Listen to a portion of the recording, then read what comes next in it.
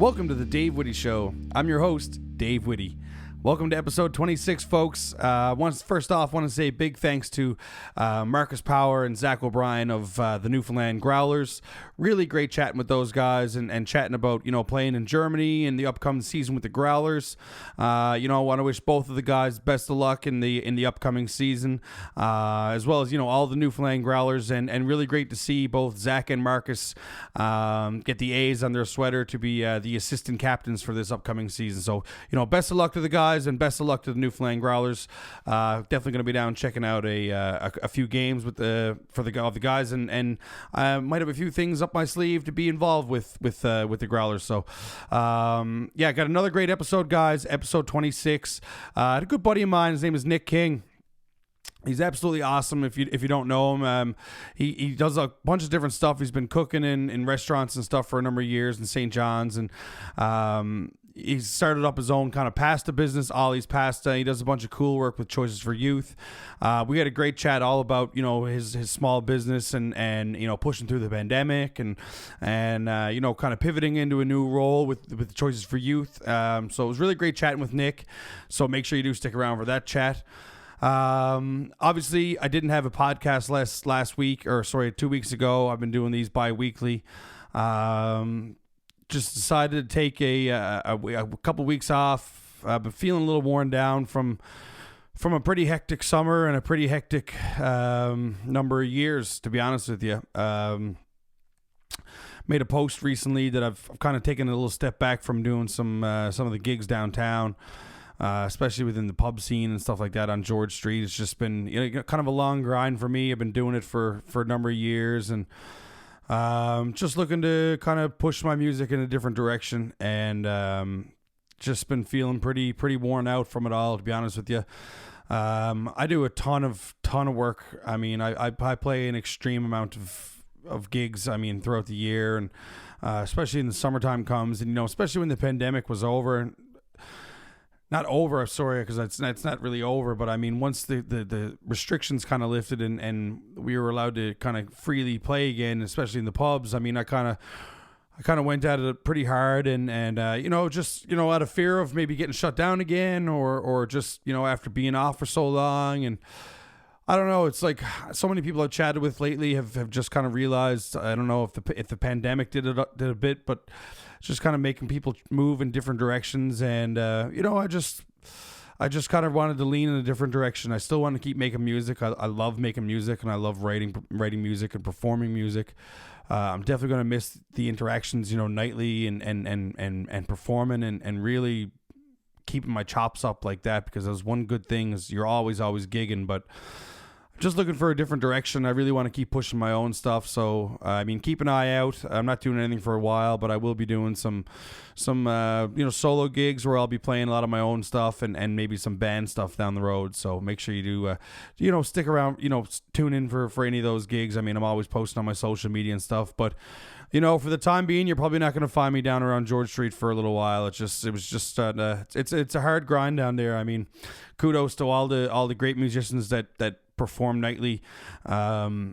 Music is a weird thing in St. John's. There's so much of it. It's just sometimes it feels like it's almost taken for granted that how much music is going on. You can walk on George Street any single night, or within the surrounding area, and you can see so much live music. You can see full bands, you can see duos, you can see solo acts, you can see DJs, you can see, there's just an array of entertainment that's always just so easily accessible in St. John. So it was just starting to wear on me a little bit, and I just needed to make a step for myself and kind of do something a little different. So I also want to say a huge thanks to anybody who reached out after I kind of made a couple of posts online.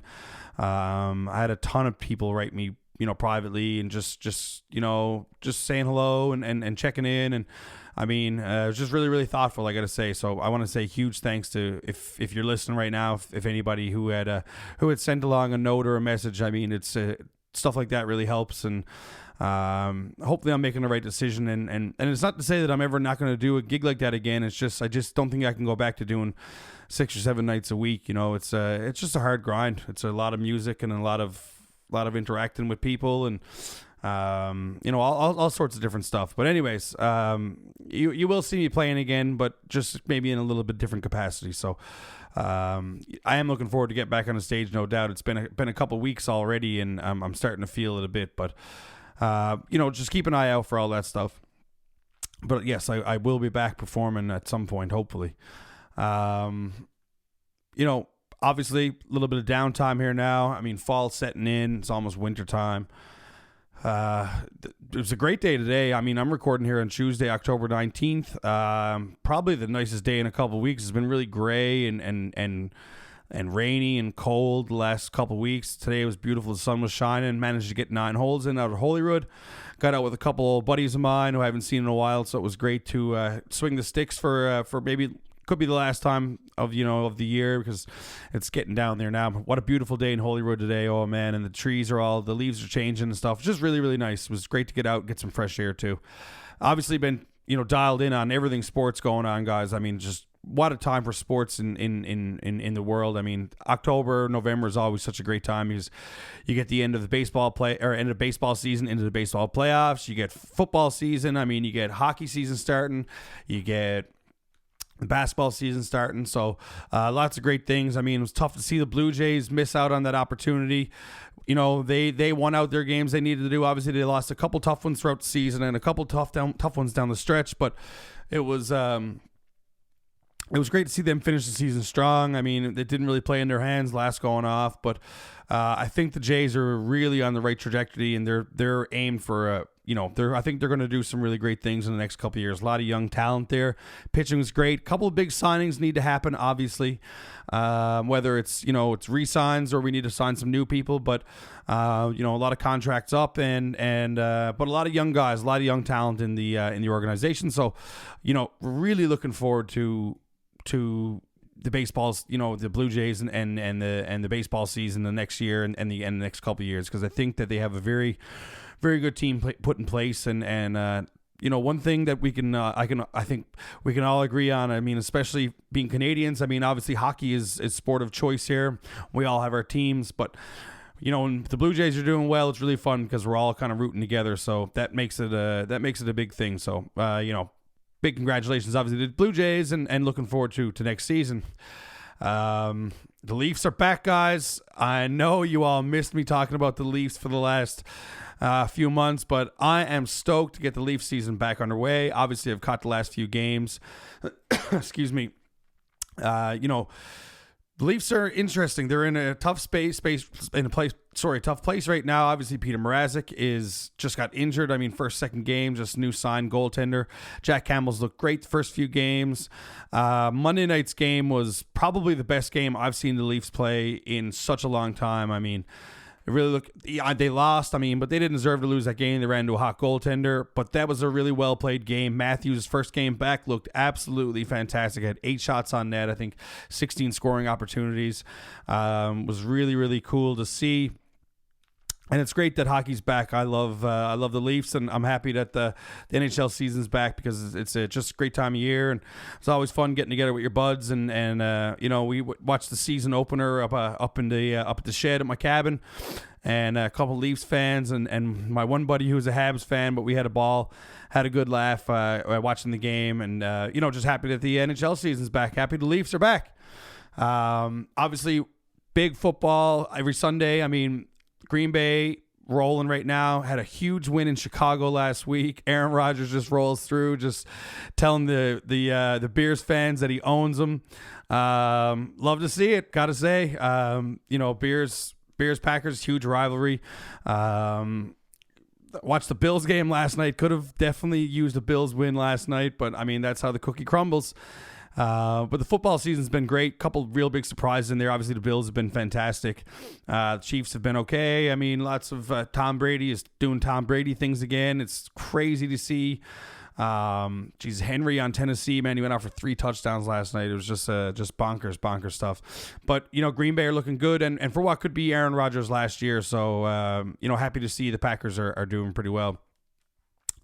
As for me, I'm not up to a whole lot. I mean, just kind of hanging out. I've been doing a ton of writing, really picking at my guitars and the piano and really, really practicing some of the production stuff at my house here and really trying to learn how to cut demos and I'm just trying to pump out as much material as I can. So I'm going to be writing a whole lot and trying to save all that and hopefully come up with with a new record here in the meantime. That's definitely the plan.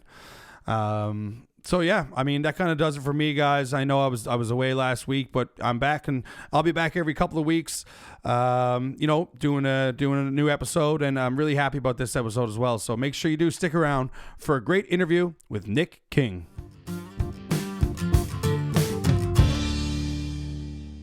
And I'd like to welcome Nick King to the podcast. Thanks for joining me today, Nick. How you doing, man? What's going on? Good, man. Thanks for having me on. Appreciate it. Yeah, no, absolutely. How's everything been going, man? I mean, myself and yourself, we've been friends a long time. We've known each other for years. We played in bands together years ago. And I mean, we've always kind of knocked around, still see each other every now and then, out for a couple of beers and stuff. But, I haven't got to catch up with you a whole lot in the recently, especially with the pandemic and stuff. Like, yeah. How's everything been going with yourself? All good or? Yeah, everything's pretty good, man. Obviously, I took a little pivot from what I usually do. I've been cooking and doing the restaurant gigging thing for a long time, most of my 20s, and the pandemic kind of kiboshed a lot of that for a lot of people. So I kind of took it upon myself to take a venture out in a couple of different things. Right on. Yeah, so I definitely want to talk to you about a couple of things. I mean, some of the cool stuff that you're up to. I know you're making pasta and you're doing some cool things with Choices for Youth, which is really, really great for the city and, great for everybody that's involved. So, kind of let's get into it. I mean, what is Ollie's Pasta? I mean, that's the program or a project that you've got started. What kind of gave you the idea to get the business going and where did the name come from? I'd like to know that as well. Cool. Yeah. So the idea originated, like I said, I was taking some time away from chefing and the restaurant gigs. Like I mentioned during the pandemic, it was getting a little bit dicey, and I took it upon myself just to see what else was out there, what other avenues I could take. And pasta was something that I've been really interested in. Been working in restaurants for a long time. Something that I really took a shine to. The name itself is actually my nephew, Ollie King. Right. Yeah. So. Like I know that obviously with the pandemic and the kind of everything that happened, it kind of was obviously it was a freeze. I mean, for all sorts of different industries. I mean, music was one, obviously for myself. I mean, I felt that pinch. I mean, restaurant business, obviously felt a huge pinch. So this was just an idea that you kind of wanted to, kind of branch out, maybe try something and maybe try to get something into market, or what was the original concept there? Did you want to? Yeah. Yeah, so the concept basically was I just wanted to. I've always had that kind of entrepreneurial thing where it's like trying to become a chef and trying to manage kitchens, trying to run the thing, and trying to be creative and all that kind of stuff. So I wanted to take that step further and see what it took to put a product to market and do something on my own. Yeah. So let's talk a little bit about Ollie's and what are some of the the products or some of the pastas that you're doing and where you're kind of what you're doing at home, what you're producing and where can you get the products and stuff like that? Sure thing. So when I first started, just for context, I was just kind of doing things by hand, prototyping, as you would call it, at home, and just rolling pasta and trying all the different shapes and just studying up on all the traditions and stuff, which is very fun. But when you try to take something to market, you got to be a little bit more proactive than that. I was a little bit naive, I would say, for a while. But I rented what they call a commissary kind of kitchen. So just like a kitchen rental. It's a little spot downtown. Rented a couple of days a week. So, and I got it certified by Service and L and all that kind of stuff you got to go through when you're trying to sell food. So I invested in a little pasta machine. It was from Italy. It's a pasta extruder. So it's you make pasta with durum semolina wheat, which is a strong wheat flour, and water. So there's no egg protein or anything like that. So it's completely vegan, which is kind of cool as well. Mm-hmm. Right now we're in a couple different stores. I guess we could chat about the origin. I was just chatting with our friend Will Dre, a mutual friend of ours, I'm sure. Yep, absolutely. Who also does really great things. Another person I'd love to get on this podcast as well. And if you don't know who we're talking about, Will Dre from Newfoundland Sausage Company, who started a great business and doing really great things. But yeah, sorry not to cut you off there. Go ahead. No, all good. Like I said, we grew up with Mount Pearl. I worked with my mom at Cottage for a while. His work ethic is unreal. Everything Will touches, he does it to the full, obviously. He always has been like that, hey? It's always been like, I remember Will, man, he's like, He's like picks up a BMX and then like in like 3 weeks he's doing like backflips. Like yeah, it's crazy. He's all and same thing with music. I mean, he's always been one of those guys who always kind of just goes balls to the wall and has always been really really successful with stuff. I know, it's unreal. So it's definitely inspiring what he's doing down there. He was our butcher at Mallard. He was a butcher at Sanity's Meat Locker in Ontario, which is a pronoun spot or profound. Sorry.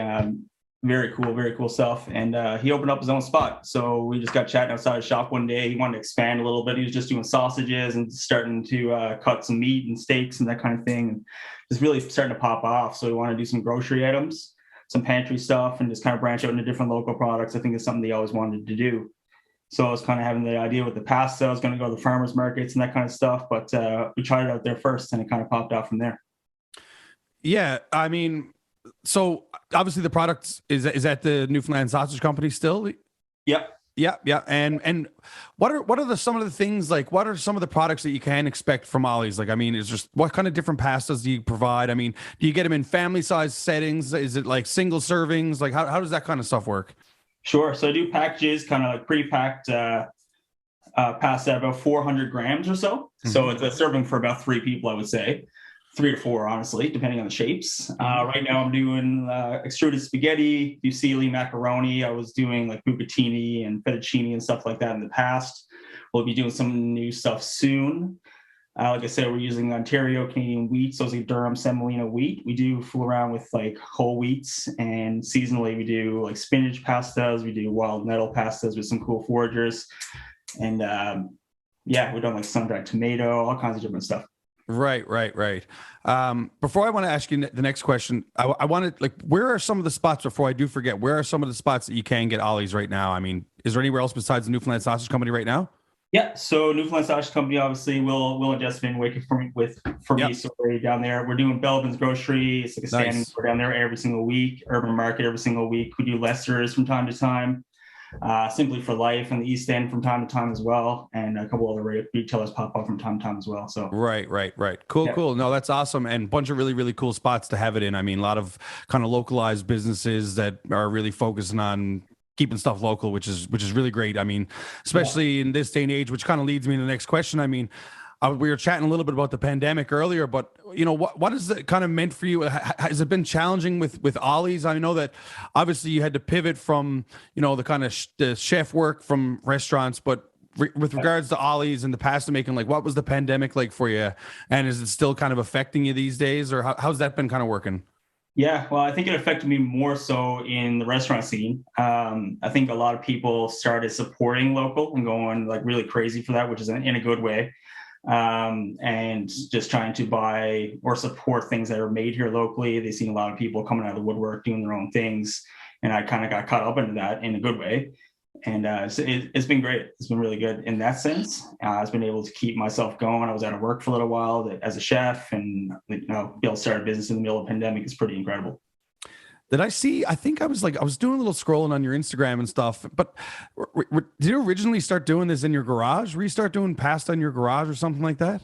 Yeah, so that's when I was talking about the prototyping and stuff like that. I kind of retrofitted my garage. Yeah, I didn't sell anything out of there. Now it's definitely illegal. Yeah, but that's when I really started just practicing the shapes and all that kind of stuff. Right. There. Yeah. Cool, man. That's awesome.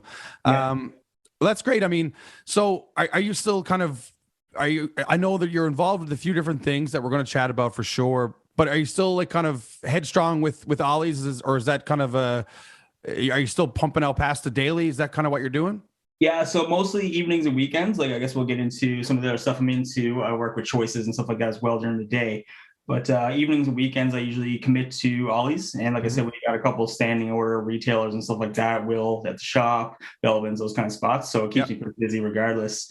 We try to grow as much as we can, but definitely took a little step back when I took the other job. But we're still got a lot of projects on the go. So well, that's exactly right, man. And that's kind of what I wanted to move into is the choices for youth stuff. I know we were chatting a little bit about yesterday and about some of these things. And I mean, really, really great stuff that you're doing over there. Really, really neat. I really want to chat about it. And first off, you know, the Crust Craft Bakery. Can you talk a little bit about that? Sure thing. So I guess I can give you some context on choices first. Yes, please. Yeah, absolutely. Choice for Youth is a not-for-profit. pretty long standing in this community. It's a mission to kind of ending homelessness for young people and creating supports for people experiencing barriers, whether it's education, employment, mental health issues, addictions, all that kind of stuff. So my specific department is in education, employment, and social enterprise. We have a bunch of different, small businesses like construction company. We have a retail thrift boutique called Neighborhood. We have a textiles and manufacturing shop called The Shop, which all kind of give training opportunities and supportive employment opportunities to young people ages 16 to 29 that are experiencing some kind of barrier, we call it, I guess, to, employment or better opportunities, or trying to just get a better life. Mm-hmm, mm-hmm. So I was basically tasked on to bridging the gap to the food industry. So we started off just kind of ideation phase, a bunch of different stuff. We kind of landed on a bit of a bakery idea. So that's where kind of Crust Craft Bakery came about. Yeah. And so, what was kind of your role when you started that project up, and what are some of the, kind of day-to-day activities and things that you're involved with that you would be doing with regards to choices for youth and obviously the bakery, say? Yeah, sure thing. So when we first started this, I'm kind of in charge of creating the whole thing. So creating the brand content, creating exactly what we're doing, the recipes, exactly what the bakery is going to be producing, trying to get all the marketing and all the sales channels and all that kind of stuff, and recruiting our young people as well. So it's a big undertaking for sure. Our first kind of strategic partnership has been with Bannerman Brewery. So we do pastries down there. We do ham pies, kind of like a savory ham pie thing. So it's a take on like Australian meat pie or British pasty or something like that. So it's kind of a stuffed ham pie, which is going over super well down there. Yeah, no, that's really cool. And one thing I was reading about that is that the where is it here? I had it here. The profits are all put back into the project, right? Like all the profits that gets made from all of these different, side things, like you say, the construction and stuff like that, it all goes back into Choices for Youth, right? 100%. So that's kind of the idea behind a social enterprise, as it differs from traditional business when you're just seeing profits going back into your business, obviously. Right. That whole thing. So social enterprise it needs to reach some kind of social outcome. It needs to have some kind of benefit to your community in some way, shape, or form. So all our profits, all of that kind of stuff comes back into supporting young people, supporting the businesses to sustain themselves, and obviously create all these opportunities, right? Yeah, and I mean, it's also obviously providing a ton of experience for people who probably wouldn't have had experience doing that kind of thing, and it's a kind of a gateway into, if there's a potential for a restaurant position or something like that, right? Totally, exactly. Stuff that we sometimes take for granted that some people can't seem to reach on their own for whatever reason, right? So. Yeah, absolutely. I mean, that's a pretty neat job. I mean, that's pretty cool. Just to be involved with the community like that, and also doing something that you both, you have a passion for, which is cooking, and you also, are helping people who, potentially don't have the same kind of, things that an average person does, kind of thing, right? Exactly. That's really, really cool. I wanted to ask you, I mean, is that something that you had planned on doing? I mean, you've been working as long as I've known you. I mean, you've been working in restaurants doing your thing. I mean, it's always kind of been like that, right? So, I mean, that must have been a different change of pace for you, just as a person, just to go kind of from the restaurant grind to something like that. I mean, which is also a day job too, right? Yeah, I mean, it's been huge personal growth kind of thing for me, for sure. It was, I think we talked about it before, I was looking for just like another stable job, but also something that I could grow a little bit about my business experience too, just trying to grow my own business. And I was really wanting to get into that world just in my industry. So this job posting kind of allowed for that. Obviously, with all the different layers of choices, getting into all the youth supports and stuff like that has been super personal growth, very rewarding, but it's definitely, I would hope, more rewarding for the youth, which is super cool. What's the transition been like of working early in the morning as opposed to going to work at nighttime? Horrible. Still, I was lucky enough that I had to run the brunch for Mallet Cottage for a long time, so I used to get pretty early there. So I guess that trained me for getting up early again, doing the 9 to 5 kind of thing, or 8 to 4. Yeah, no doubt. I don't know if I'd be quite ready for that one. That sounds like something else. But another thing I noticed, Nick, you did some, was it charity cooking classes online during the pandemic?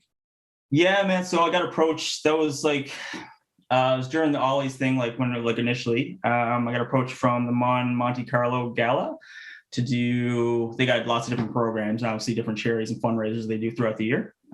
So I got asked to do like a Zoom kind of cooking class, and we did a series of, I think it was 2 in the end. So that we did one, and then a couple months later we did another one. So people, they paid X amount of money, which went back into their program and stuff like that. It was very cool. And we spent about an hour over Zoom cooking pasta and stuff like that. It was very cool.